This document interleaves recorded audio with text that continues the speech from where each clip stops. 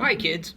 Welcome to the final part of using the KNEX tethered motor and gear tester. Okay, now you've already worked with gears in some of the other activities, enrichment activities, but this time what you're going to do is they're actually going to hook the motor up and kind of get an idea of what the gear ratios do and how they work. Okay, now this video just basically shows you how to use the gear tester, okay, and the tethered motor.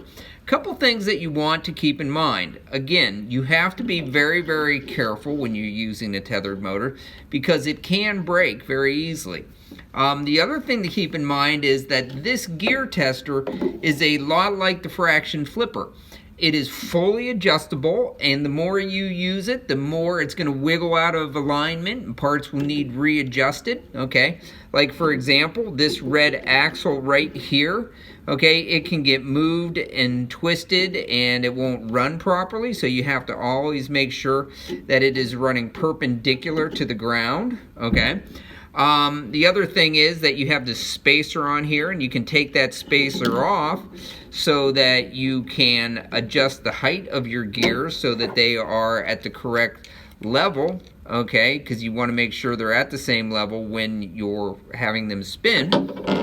The other thing is that when you're taking gears on and off, especially this little gray one, when you're putting it on and off either the power takeoff axle or the final red axle out here, this comes off and off hard, and it's hard to put on and it's hard to take off, so you might have to, you know, kind of secure your motor then pull it off. All right, but be careful, you don't want to break anything.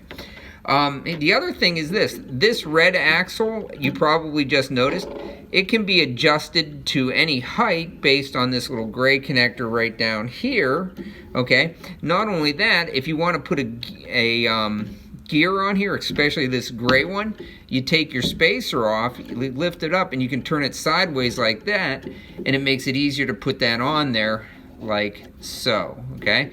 Because that will go on and off very difficultly.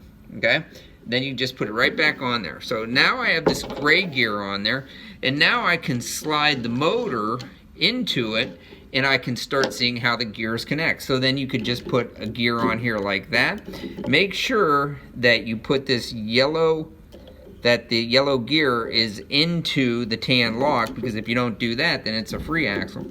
Now you line them up and you can see that yes, they do line up, but this gray gear is above the yellow gear, so that means that your yellow gear or your gray gear has to be lowered, or your yellow gear has to be raised up. The easy way of fixing that is to just simply take your tan lock, raise it up, and then gently put the yellow gear back on there into the tan lock and then slide it over, and there it is aligned. So now you can turn things on, okay, and you can see how they turn and spin. If it doesn't spin freely, check this connector here, because it's designed to spin in between this connector and your gray rod, okay? When you're done, you just disengage and then you turn the motor off, okay? And then you can switch things out, okay? Now, if you want to put the dark gray, small dark gray gear on there, you simply pull that out, turn it, you can pull it off, twist it a little bit, okay? Put that back into place, and then this, you have to hold the motor, and then you can pop your gray one on there. Now, because that is a friction gear, you're probably not going to want to lower it any more than being flush to that right there. Then you can take and you can put a gear over here.